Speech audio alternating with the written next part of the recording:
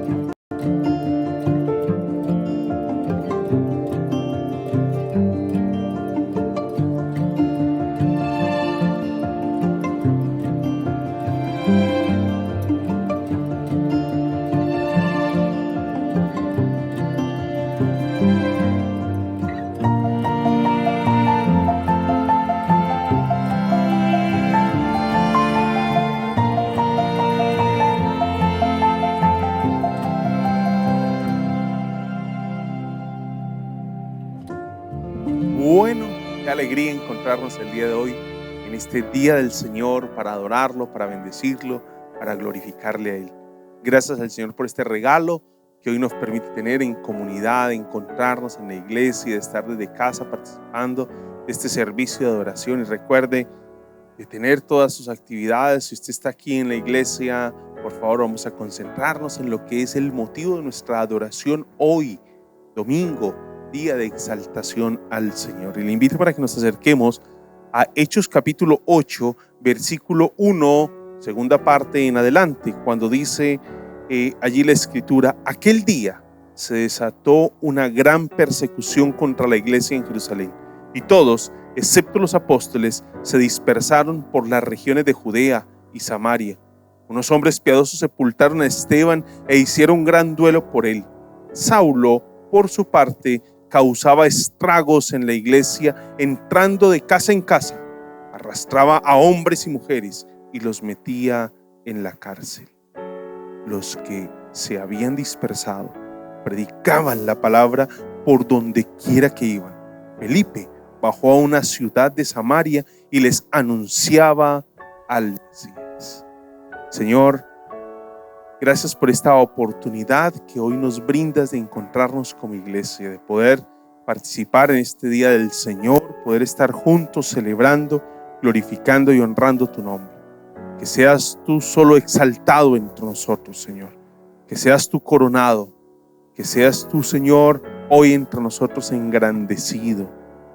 Rogamos pues que tu gracia, amor y misericordia, Señor, nos siga sustentando como lo ha hecho hasta el día de hoy. Y que esta oportunidad de servirte, de hoy de adorarte, de glorificarte, sea una expresión de nuestro corazón. Recibe estos cantos que forman parte de esa expresión de adoración que tributamos solo a ti. En el nombre de Jesús, Señor.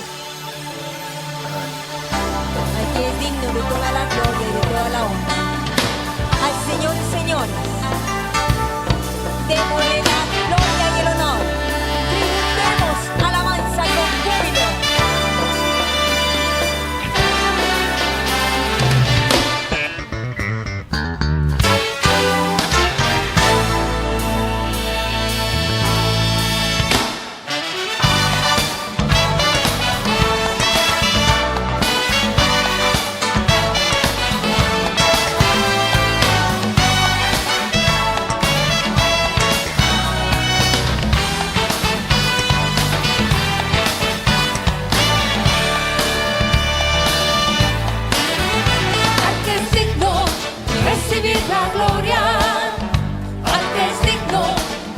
recibir el honor, al que es digno de recibir la gloria, al que es digno de recibir el honor. Levantemos nuestras manos y adoremos a Jesús, Cordero de Dios, y exaltemos su incomparable majestad, al que vive por siempre, al gran yo soy, a Jesús, al que es digno de recibir la gloria, al que es digno de recibir el honor, al que es digno de recibir la gloria, al que es digno de recibir el honor.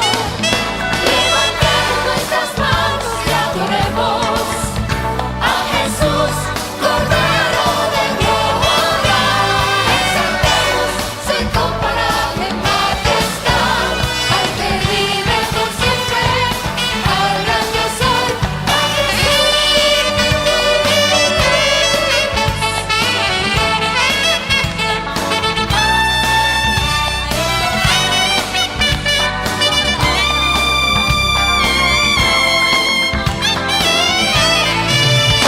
al que es digno de recibir la gloria, al que es digno de recibir el honor, al que es digno de recibir la gloria, al que es digno de recibir el honor. Levantemos nuestras manos y adoremos a Jesús, Cordero de gloria, y exaltemos su incomparable majestad, al que vive por siempre, al gran yo soy, a Jesús.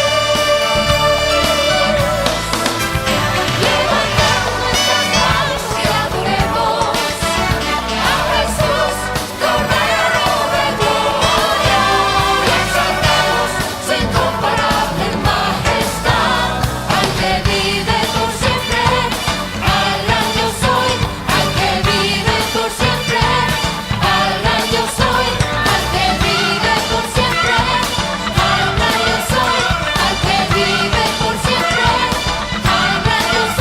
soy, al que vive por siempre, al gran yo soy, al que vive por siempre, al gran yo soy, al que vive por siempre, al gran yo soy, a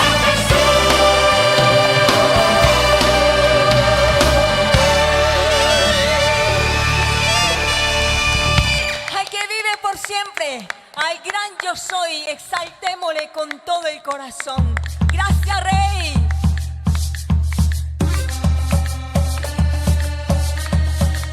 Poderoso eres tú, Señor. Agradecemos tu presencia en este nuevo día.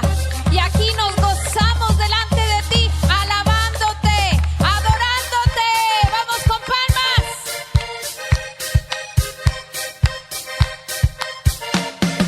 ¡Ja!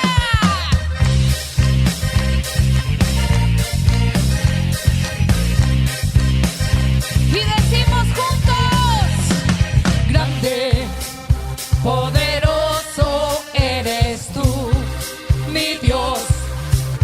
Fuerte, fuerte, poderoso eres tú, mi Rey. Grande, Señor, grande, poderoso eres tú, mi Dios. Qué fuerte eres tú, fuerte, poderoso eres tú, mi Rey. Derrama de tu fuego sobrenatural, derrama de tu gloria sobre este lugar, derrama de tu fuego sobrenatural, derrama de tu gloria sobre este lugar. Anhelamos más de ti, Señor, anhelamos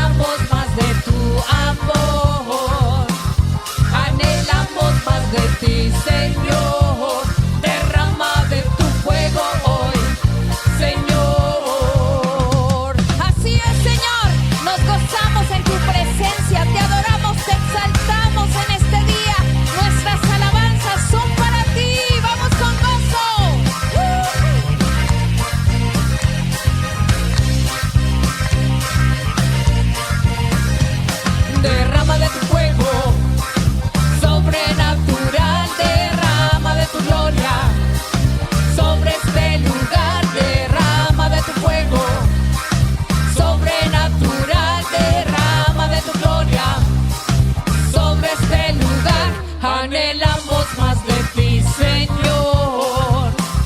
Anhelamos más de tu amor. Anhelamos más de ti, Señor. Derrama de tu fuego hoy, Señor. Celebra este día que es para el Señor. Te damos gracias por la oportunidad, Señor, que nos das de gozarnos en tu presencia. Agradecemos tus bondades en este nuevo día, Señor. Caminamos, Señor, de tu mano porque creemos en ti, que eres todopoderoso.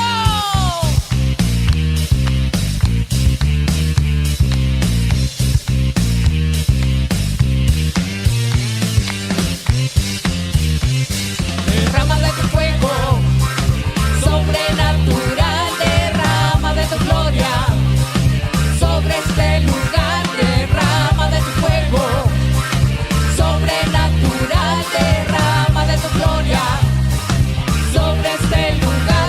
Anhelamos más de ti, Señor. Anhelamos más de tu amor. Anhelamos más de ti, Señor. Derrama de tu fuego hoy, Señor. Anhelamos de tu presencia, Dios, de tu gran amor sobre nuestras vidas. Gracias, Jesús. Gracias porque alabarte es un privilegio. Bendecir tu nombre es el gozo, Rey.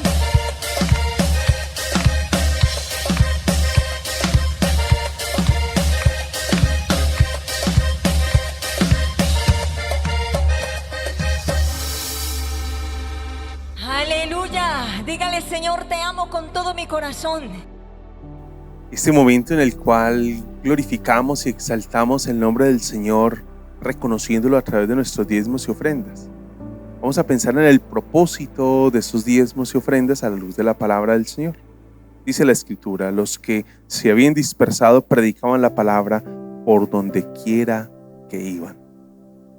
Cuando pensamos en los diezmos y ofrendas, estamos meditando en una forma de adoración al Señor, de reconocimiento al Señor, y también estamos meditando en el propósito de esos recursos que se entregan para que la iglesia los administre en el extendimiento del reino de Dios.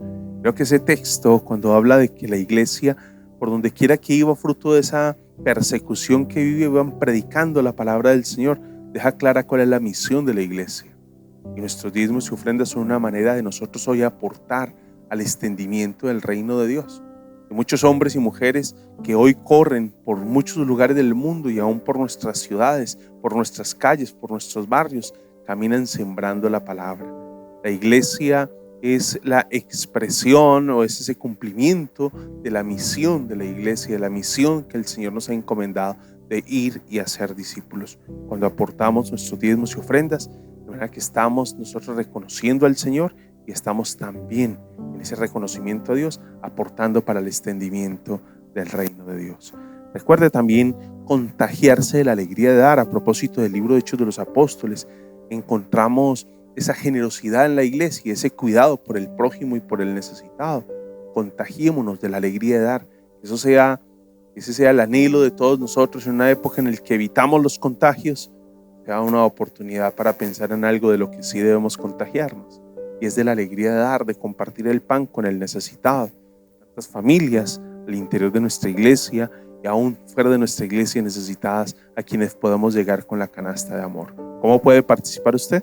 En especie, en dinero lo puede hacer, y de esta forma vamos aportando para que los diáconos, que son los encargados dentro de nuestra congregación de la administración de estos recursos para la obra social, puedan ayudar a las familias necesitadas. Le invito para que participemos entonces de este tiempo de honra al Señor, de reconocimiento al Señor y también de generosidad hacia el prójimo. Señor, gracias por esta oportunidad que tú nos has dado de glorificarte y de entender, Señor, que nuestros diezmos y ofrendas son la manera de aportar al extendimiento de tu reino. Bendice la economía de la iglesia, Señor. Oramos que al consistorio, ente encargado de la administración de los recursos, le dé la sabiduría para que puedan invertirlos debidamente en el extendimiento de tu reino.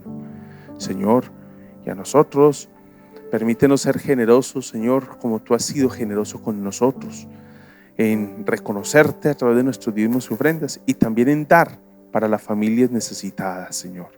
Bendice las familias que serán bendecidas, Señor, a través de este gesto generoso que hoy, Señor, nos mueve y que hoy tu palabra nos invita a dar, Señor, para las familias necesitadas.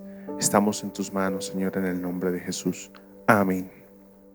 Alabarte, Dios, es un placer, Dios, es algo tan hermoso. Entrar a tu presencia y rendirnos.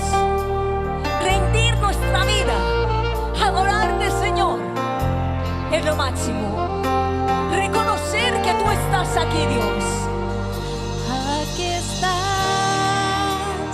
debemos mover, te adoraré, te adoraré. Aquí estás, obrando en mí, te adoraré, te adoraré.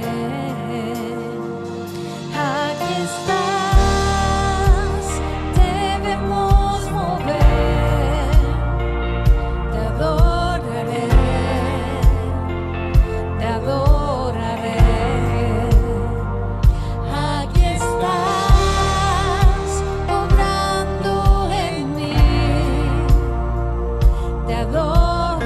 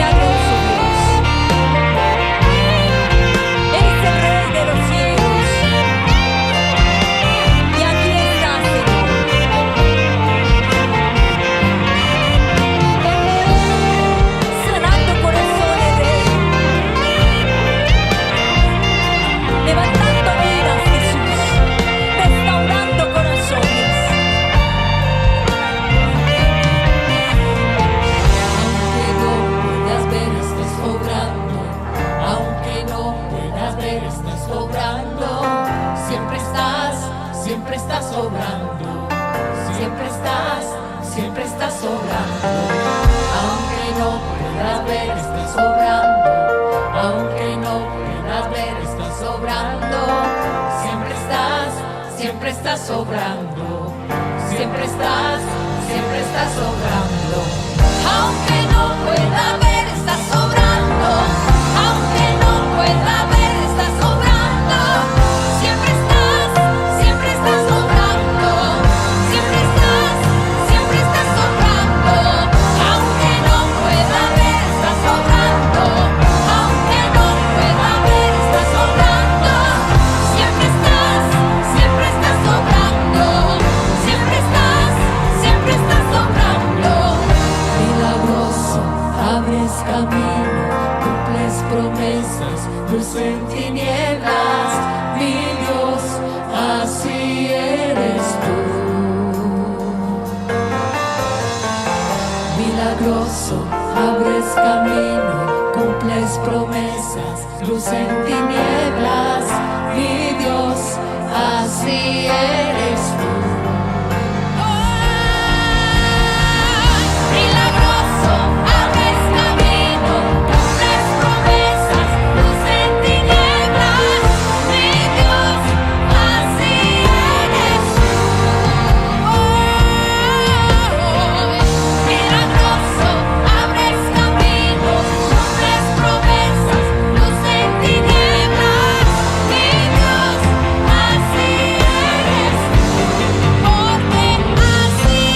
así eres tú. Porque así eres tú.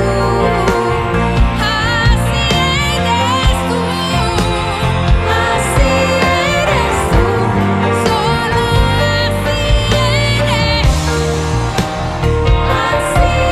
eres, así eres tú, así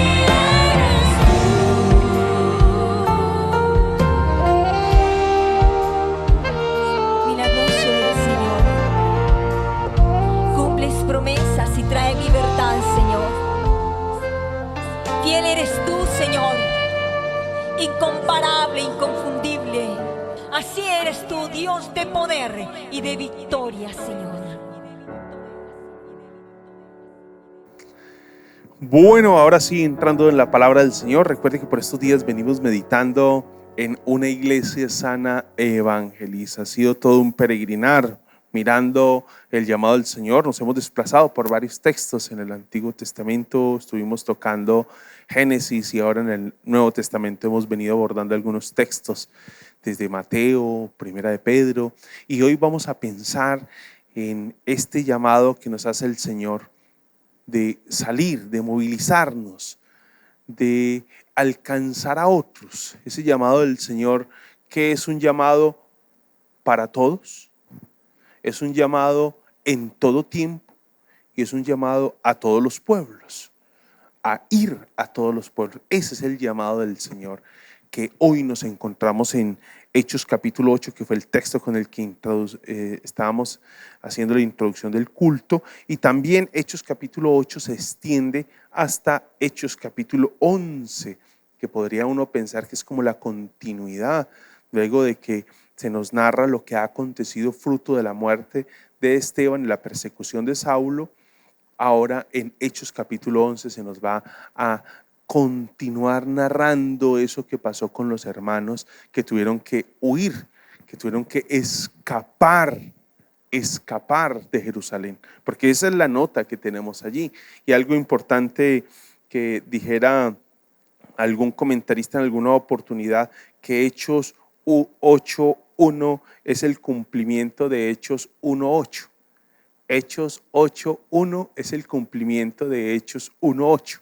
Y recuerda que lo que dice Hechos 1:8, Hechos 1:8 dice lo siguiente: pero cuando venga el Espíritu Santo sobre ustedes, recibirán poder y serán mis testigos, tanto en Jerusalén como en toda Judea y Samaria y hasta los confines de la tierra. Eso es lo que dice Hechos 1:8. Y mire cómo Hechos 1:8 se cumple en Hechos 8:1. Aquel día se desató una gran persecución contra la iglesia en Jerusalén, y todos, excepto los apóstoles, se dispersaron por las regiones de Judea y Samaria.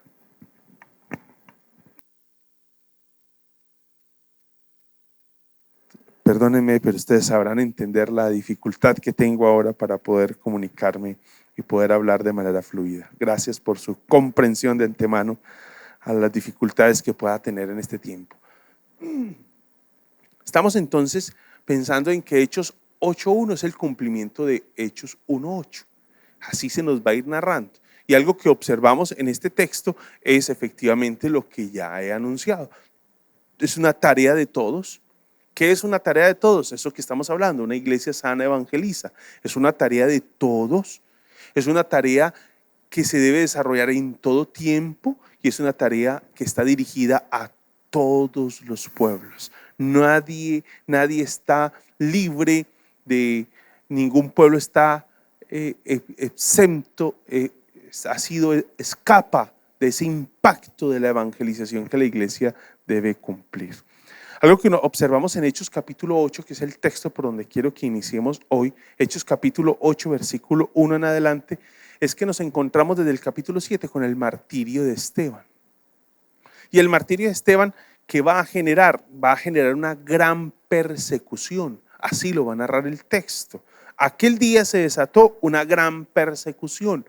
Entonces uno observa que esa muerte de Esteban va a desatar una gran persecución contra la iglesia en Jerusalén. Es lo que se va a dar en esos primeros versículos, ahí en esa narración que nos está compartiendo el texto bíblico. De hecho, allí se nos va a decir en ese versículo 3, Saulo por su parte causaba estragos en la iglesia, entrando de casa en casa, arrastraba a hombres y mujeres y los metía en la cárcel. Parece ser que era una persecución bastante fuerte, era una persecución que estaba tratando de asolar la iglesia.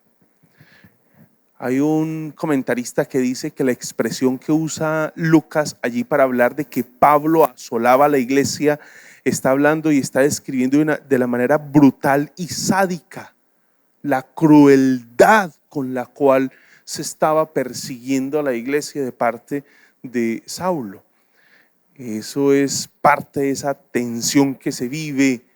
Recuerde que ese Saulo más adelante va a ser Pablo, ese gran misionero a los gentiles, pero por ahora estamos con Saulo que está persiguiendo, y a la luz del texto la persecución es brutal, es sádica. No hay distinción de género, hombres y mujeres. No tenía reparo en entregarlos a las autoridades y aún sin necesidad, porque el texto no nos va a dejar claro si en realidad él participó directamente de la muerte, pero por lo menos fue alguien que pasivamente estuvo tolerando y a lo mejor abucheando el momento en el que apedreaban a Esteban, porque el texto lo va a decir en el versículo 1, y Saulo estaba allí aprobando la muerte de Esteban, estaba dándole el visto bueno a esa muerte.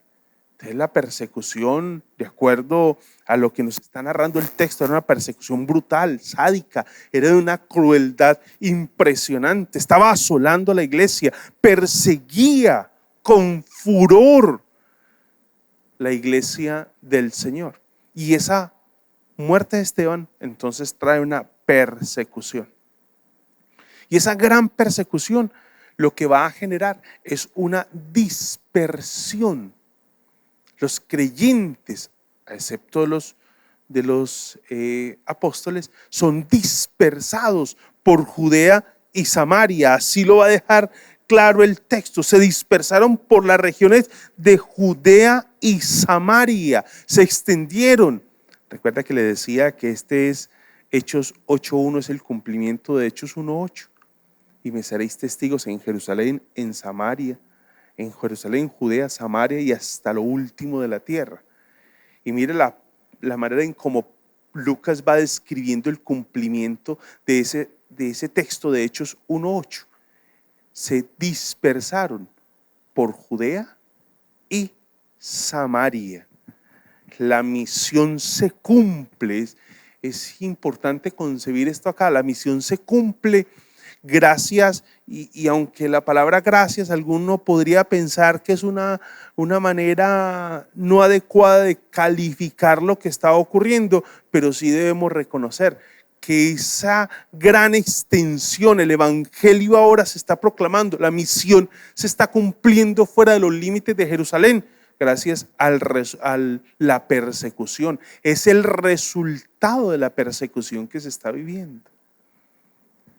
El Señor, que es el soberano de la creación y en muchas formas nos ha hecho saber cómo el Señor gobierna sobre todo y sobre todos.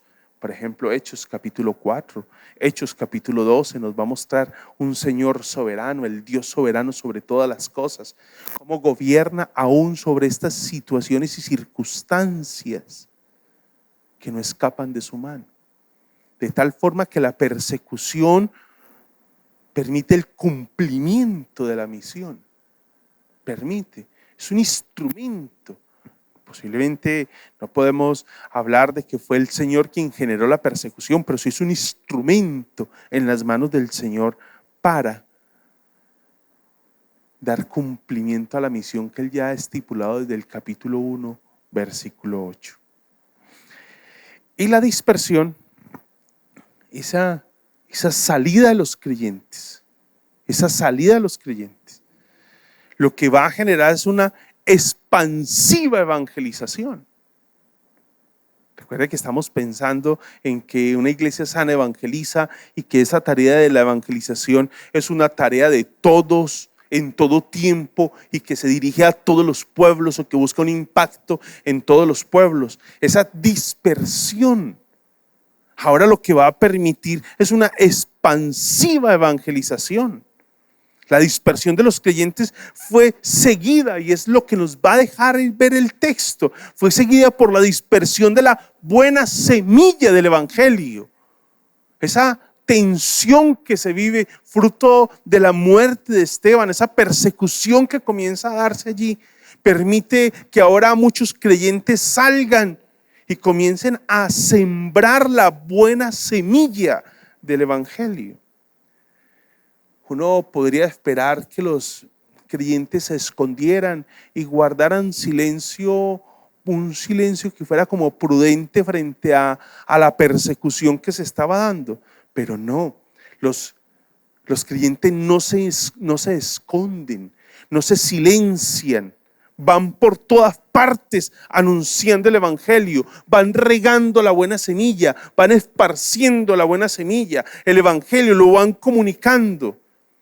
Algo que uno observa en Hechos de los Apóstoles hasta este punto, hasta el capítulo 7, uno observa que la tarea de la evangelización reposa sobre los apóstoles. Y por eso el cambio que nos va a plantear aquí Hechos de los Apóstoles es importante en esta concepción de una iglesia sana evangeliza. Y es que Hechos nos va a mostrar cómo hasta este punto la evangelización estaba muy concentrada en los apóstoles. Eran ellos quienes llevaban la delantera en la tarea de ir y evangelizar, compartir, pregonar, enseñar, anunciar, proclamar las buenas noticias.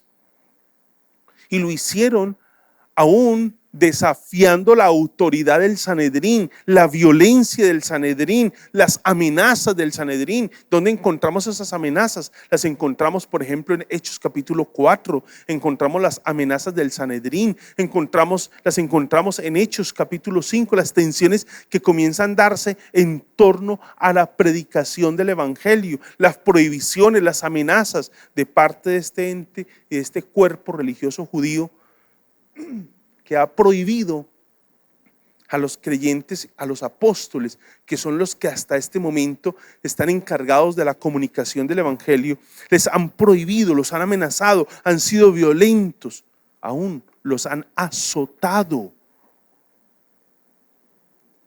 Y algo que observamos a partir de Hechos capítulo 8 es que hay un cambio.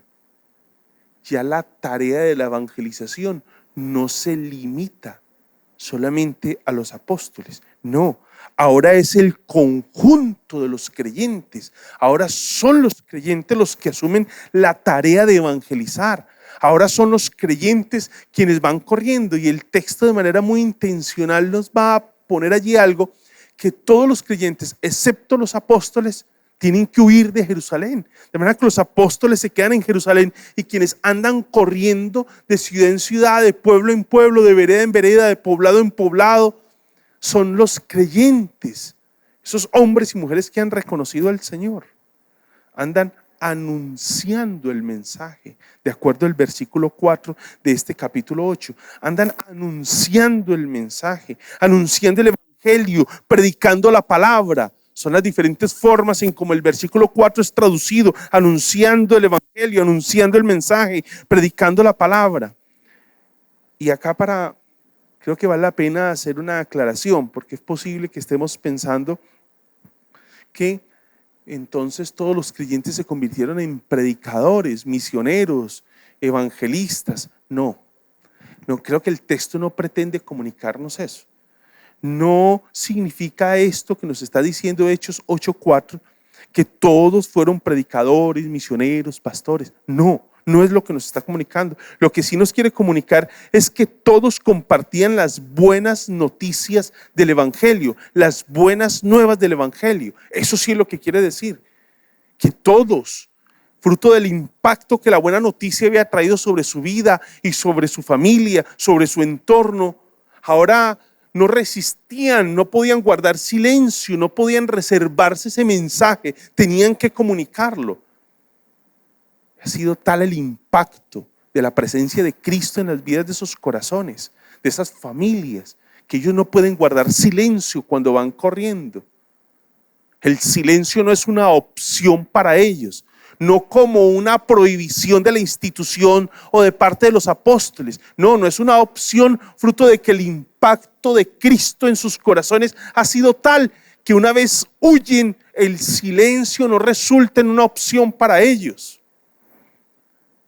La persecución que se esperaba fuera el mecanismo para silenciar, para coartar, para limitar, para estorbar el desarrollo del evangelio, resulta en un efecto totalmente contrario.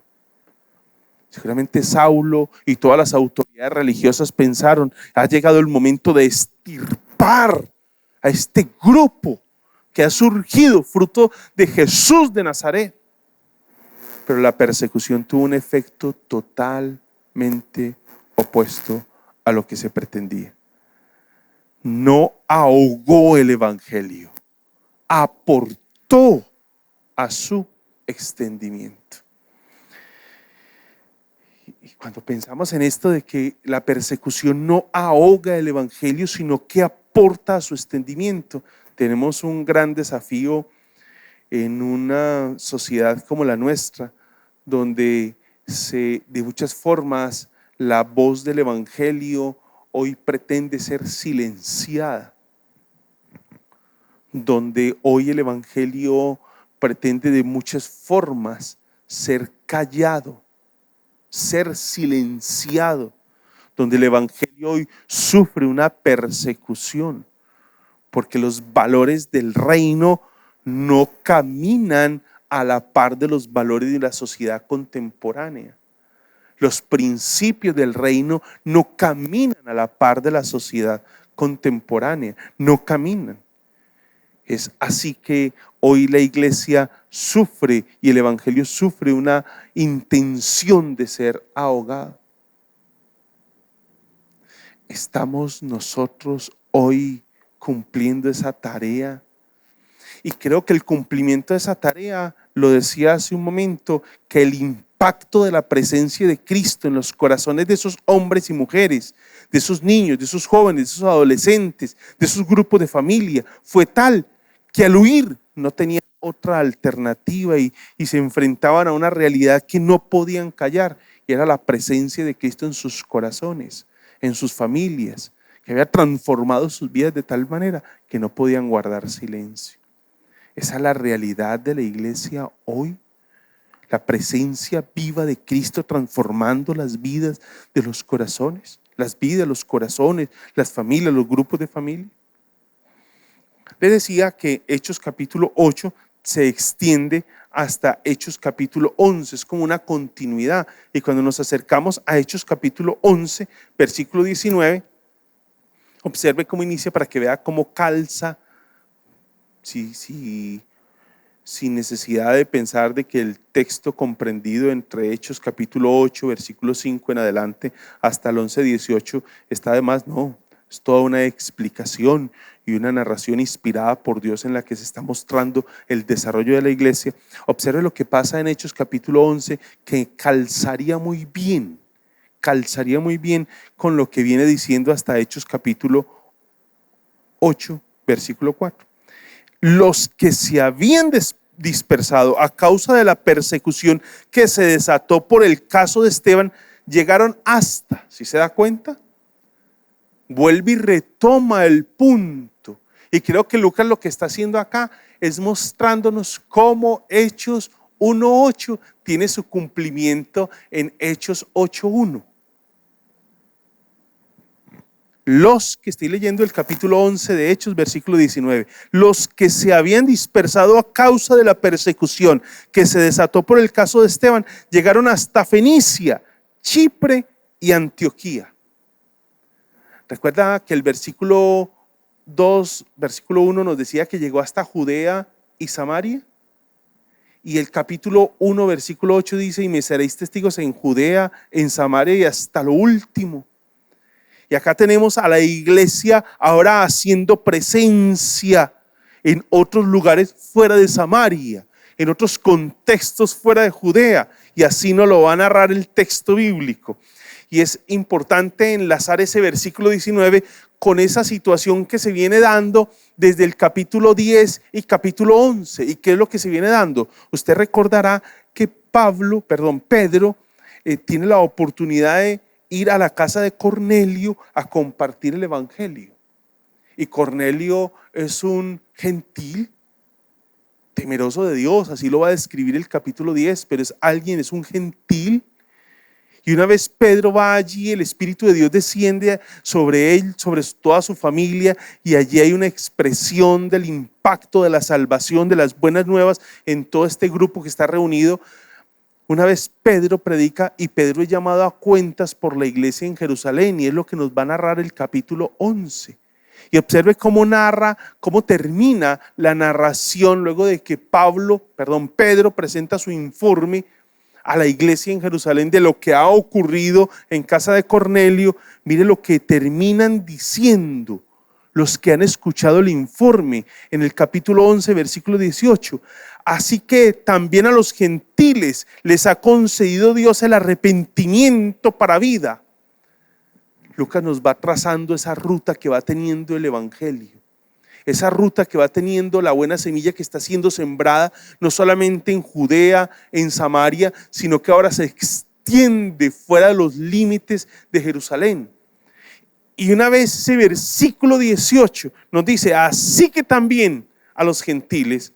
Observe esa expresión, así que también. El versículo 20 nos va a decir a nosotros: sin embargo, había entre ellos algunas personas de Chipre y de Cirene que al llegar a Antioquía comenzaron a hablar también a los de habla griega. ¿Se da cuenta cómo se va cumpliendo la misión del Señor? También los gentiles. Y ahora en el versículo 20 se nos va a decir del capítulo 11, también les hablaron a los de habla griega. Eso nos va a llevar a nosotros a pensar en eso que el evangelio o el Nuevo Testamento nos va a decir: a la verdad no me avergüenzo del evangelio, que es poder de Dios para la salvación de todos los que creen, de los judíos primeramente, pero también de los gentiles. Romanos 1:16. ¿Se da cuenta de lo que está diciendo Pablo en Romanos 1:16?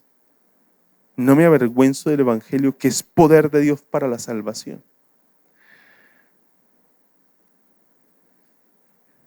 ¿Qué es lo que hace que estas personas, a pesar de la persecución que están viviendo, huyan predicando el evangelio? No guarden silencio. El impacto impacto de Cristo sobre sus vidas y sobre sus familias. No pueden guardar silencio. No pueden guardar silencio. Y es lo que hace que ahora Pablo, ¿recuerdas ese Saulo que estuvo allí dando el aval a la muerte de Esteban? Lo leíamos ahí en el versículo 1 del capítulo 8.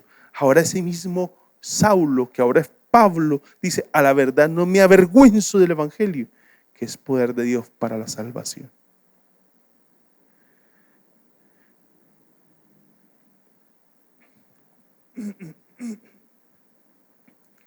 La iglesia del siglo XXI tiene el convencimiento del poder del evangelio para la salvación de las vidas, para la redención de las vidas. Estamos convencidos de ese poder. Una sociedad como la nuestra que anda desesperada, una sociedad como la nuestra que anda deambulando a ver dónde encuentra descanso, dónde encontrar paz. Una sociedad que está esperando a ver si sus líderes políticos son las personas que han de sacarlos de las condiciones que hoy están viviendo. Una sociedad que está esperando a ver qué personaje se puede levantar, sea de la farándula, del ámbito político, social, económico, para darle esperanza. Un grupo familiar que está esperando quién puede ayudarles. Ese es el contexto en el que vivimos. ¿Será que la iglesia hoy tiene el convencimiento de que la respuesta a esas grandes falencias de la sociedad del siglo XXI es Cristo? Y que a pesar de que de tantas formas tratan de silenciar el evangelio, tratan de anular el evangelio, de callar las voces que hablan sobre el evangelio, porque no comulga con los principios que hoy rigen la sociedad contemporánea, con los valores que hoy cabalgan dentro de la sociedad contemporánea. ¿Será que hoy la iglesia camina, peregrina con esa certeza de que Cristo en realidad es lo que una sociedad necesita? Por eso el apóstol Pablo dice: no me avergüenzo. No me avergüenzo. De manera que Hechos 11:19 es el complemento de Hechos 8:1. Porque 8:1 dice que fueron a Judea y Samaria, y Hechos 11:19 nos dice que llegaron hasta Fenicia, Chipre y Antioquía. El resultado de la persecución fue el anuncio del evangelio. Así lo va a dejar muy claro ese versículo 20. Al final, cuando dice: a los de habla griega, anunciándole las buenas nuevas acerca del Señor Jesús. En esto que hemos leído de Hechos capítulo 8 y capítulo 11 es el contenido del anuncio. Y es que hay un fuerte énfasis en el contenido del anuncio. Hechos 8 dice que cuando Felipe bajó a la ciudad de Samaria, les anunciaba al Mesías. Y cuando habla de todos los creyentes, dice: anunciaban la palabra por donde quiera que iban. De tal manera que la palabra era el anuncio del Mesías. Y observe lo que va a decir Hechos 11, que ellos anunciándole las buenas nuevas acerca del Señor Jesús. La expansión del evangelio, esa manera de extender el evangelio y del contenido, no eran simplemente un conjunto de valores o cuerpo de principios o de verdades que se comunicaba. Era el mensaje de Jesús, era Jesús mismo. El mensaje de la iglesia es Jesús mismo. Él es el mensaje. A Él es a quien la iglesia comunica. A Él es a quien la iglesia está comunicando y está anunciando. Ese es el mensaje. Es lo que el texto nos va a relatar allí. La expansión del evangelio entonces es geográfica y cultural. ¿Y por qué geográfica? Ya lo decíamos: Judea, Samaria, y ahora estamos en Fenicia, Chipre y Antioquía. Y es cultural porque no solo a los judíos, sino que se extiende también a los de habla griega, es decir, a los griegos se está extendiendo.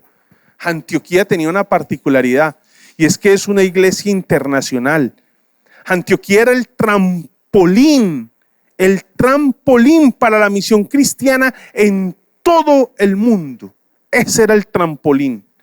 La ciudad de aproximadamente 500,000 habitantes, cosmopolita, habían colonias latinas, habían colonias griegas, habían colonias judías, habían colonias persas, indias, chinas. Josefo la llamó la tercera ciudad del imperio después de Roma y Alejandría.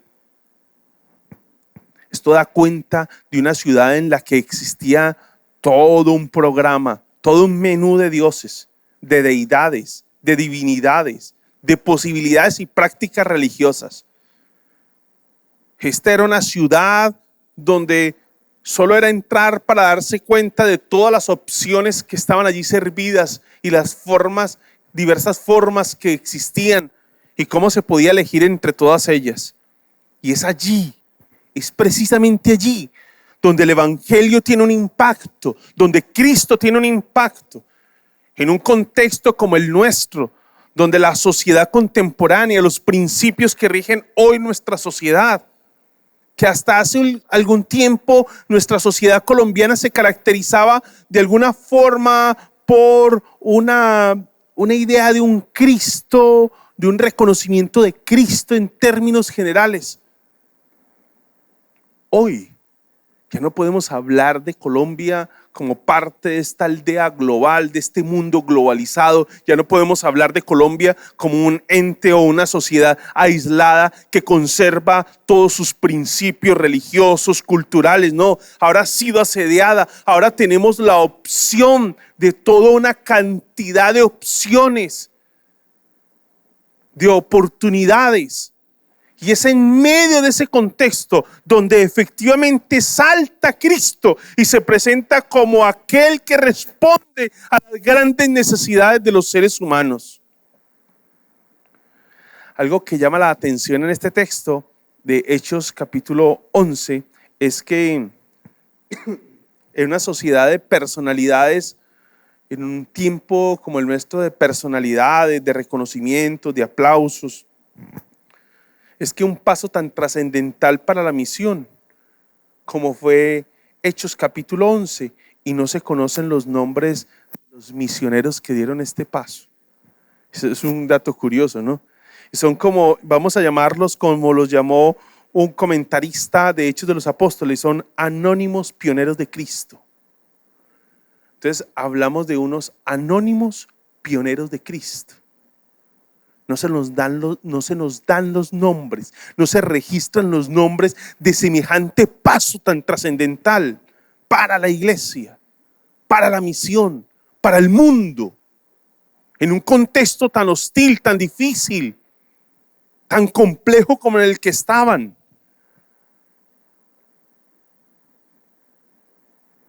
Lo que quizá necesita la iglesia hoy son precisamente personas que no tienen intereses en que se les reconozca, sino que tienen algo muy claro, es que su único propósito es cumplir la misión que Dios les ha encomendado. Ese quizás sea el único propósito. Y es la necesidad que tiene la iglesia hoy de nuestro tiempo, que exista ese único propósito en quienes hoy proclaman el evangelio, y es que Cristo sea reconocido. Que Cristo sea reconocido. El versículo 24 del capítulo 11 va a decir un gran número de personas, la última línea del versículo 24, un gran número de personas aceptó al Señor. La Reina Valera dice del 95, expresa, fue agregada, como si algo hubiera sido sumado. Y esto nos remonta a Hechos capítulo 2 versículo 41, cuando dice que se unieron. Y el versículo 47 dice, y el Señor añadía al grupo cada día aquellos que iban siendo salvos. Y el capítulo 5, versículo 14 de Hechos nos dice, seguía creciendo el número de los que creían y aceptaban al Señor. No se nos puede olvidar a nosotros, y para la iglesia tiene que ser algo muy claro. Es que el crecimiento de la iglesia no es el resultado de las estrategias y dinámicas que nosotros hoy imponemos. Quien añade a la iglesia es el Señor. No son nuestras estrategias los que hoy añaden personas al reino de los cielos. Han sido trasladados del reino de las tinieblas al reino de su Hijo amado. Eso es una obra del Padre hecha en Cristo por la obra del Espíritu Santo en los corazones. Pero nuestra tarea es lo que hemos venido señalando durante toda esta reflexión, y es que nos estamos enfrentando, estamos asumiendo, estamos siendo llamados a una tarea de todos, en todo tiempo, y que tiene un impacto sobre todos los pueblos, o se espera tenga un impacto sobre todos los pueblos. No perdiendo de vista que es el Señor el que añade, es Dios quien añade. Hechos 2:47 lo va a dejar claro. En el versículo 24 los añadidos no son solo a la iglesia, y un detalle importante en ese versículo 24, dice, un gran número de personas aceptó al Señor. Asumiendo el texto, porque la palabra literalmente fue agregada a Cristo. Algo que no podemos nosotros olvidar y perder de vista es que las personas no solamente están siendo añadidas a la iglesia, y esto para nosotros tiene que ser muy claro. Cuando nosotros evangelizamos, no solo añadimos a la iglesia, no solo le sumamos un miembro más a la comunidad, no solamente sumamos una banca más o una silla más que está siendo ocupada, no solamente sumamos una persona más, no es solo una estadística más para el reporte anual que la iglesia ha de pasar. No, es algo más trascendental. Son añadidos, son agregados al Señor. ¿Recuerda lo que le mencionaba hace un momento? Que algo que va a dejar claro Hechos capítulo 8 y capítulo 11 es que el mensaje es Cristo. Y el mensaje es Cristo, y la motivación es Cristo, y la fuente es Cristo, y a quienes son agregados es Cristo. De manera que es Cristo la causa, el motivo de la acción que hoy estamos siendo llamados y desafiados a asumir. En una sociedad hostil hacia el evangelio, en una sociedad que no pretende y no quiere oír el evangelio, una sociedad que pretende silenciar a Cristo, hoy más que nunca necesita escuchar a Cristo. La causa y motivo de esta acción, una iglesia sana evangeliza, es Cristo. El asunto, es el tema, es el mensaje, es el contenido. Buenas nuevas sin Cristo es vaciar totalmente el contenido de ese mensaje que ha de transformar las vidas de las personas. Cristo es la fuente y es la meta de la evangelización. ¿Sí se da cuenta de lo que hoy nos está trazando el texto? El objeto y el sujeto, la causa, motivo de la acción, el contenido, lo que se habla, el asunto que se transmite es Cristo. La fuente y la meta de la evangelización es Cristo. Es de Él quien hablamos, es hacia Él a quien llevamos las personas. Eso es lo que la sociedad hoy necesita. Más que hablarles de las instituciones eclesiales, más que hablar y del reconocimiento que esperamos de los pastores, líderes. No necesitamos hablarle al mundo de los pastores, ni de los líderes, ni de las instituciones eclesiásticas. Lo que el mundo necesita hoy es escuchar a Cristo. Y de eso todos podemos hablar. Y podemos hablar en tanto hayamos tenido un encuentro con ese Cristo, hayamos tenido un encuentro con ese Salvador, con ese Redentor. Por eso esta es una tarea de todos, en todos los tiempos, y que está dirigida a todos los pueblos, porque todos los pueblos están necesitados. El cumplimiento de Hechos 1:8. Y me seréis testigos en Jerusalén, Judea, Samaria y hasta lo último de la tierra. La hostilidad que vivimos hoy y que la iglesia vivirá en los próximos tiempos no es más que una manera y un llamado y asumir un llamado a asumir la responsabilidad de proclamar el mensaje del evangelio. El mundo necesita escuchar a Cristo. ¿Y sabes a través de qué lo hará? Lo hará a través de la vida de hombres, mujeres, niños, jóvenes, adultos y ancianos que hoy peregrinan, que hoy van a la plaza de mercado, que hoy van a la tienda, que hoy van al centro comercial, que hoy van a la universidad, van a las empresas, que hoy están como transeúntes en las grandes ciudades, pequeñas ciudades, pueblos, veredas, en las zonas rurales y urbanas. Ellos son el instrumento. Con algo claro, el objeto y el sujeto de ese anuncio es Cristo. La causa, el motivo de la acción es Cristo. Lo que nos mueve hoy a hablar de Él es Cristo. El contenido de lo que comunicamos es Cristo. La fuente y la meta. La fuente y la meta de la evangelización es Cristo Jesús. Si lo que queremos es una sociedad transformada, lo que necesitamos es entender hoy que esta tarea de la evangelización es una tarea de todos, en todos los tiempos y dirigida a todos los pueblos. Colombia, la ciudad donde tú estés viviendo, en Colombia o en cualquier lugar del mundo, nación, ese pueblo, esa vereda, ese campo rural, ese camino rural o urbano por donde estés transitando, es un espacio que necesita hoy escuchar a Cristo. Porque hay seres humanos que no le conocen. Y por hostil que sea el medio, la sociedad hoy está perdida sin Cristo.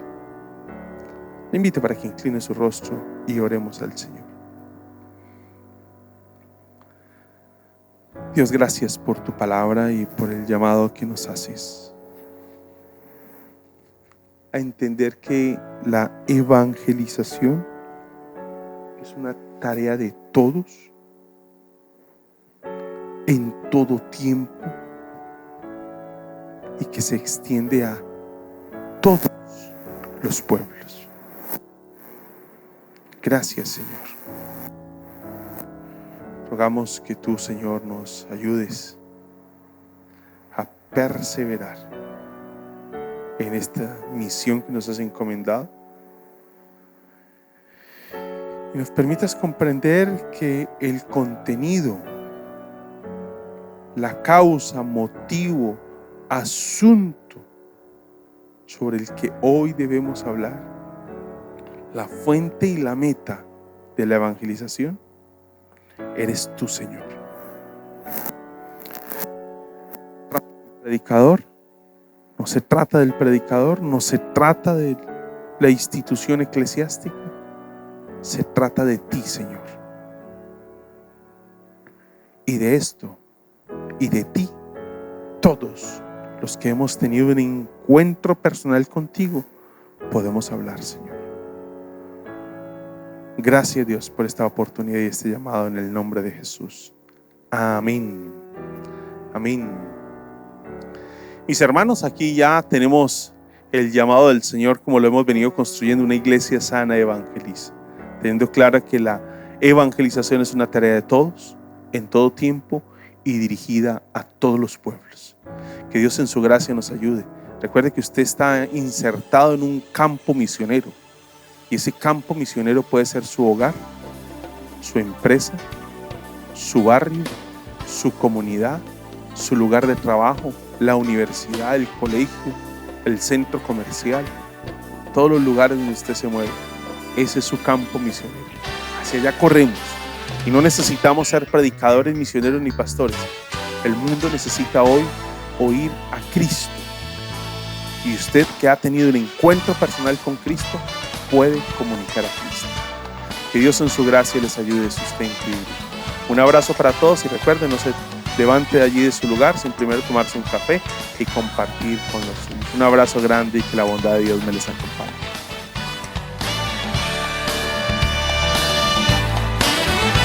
Al que es digno de recibir la gloria, al que es digno de recibir el honor.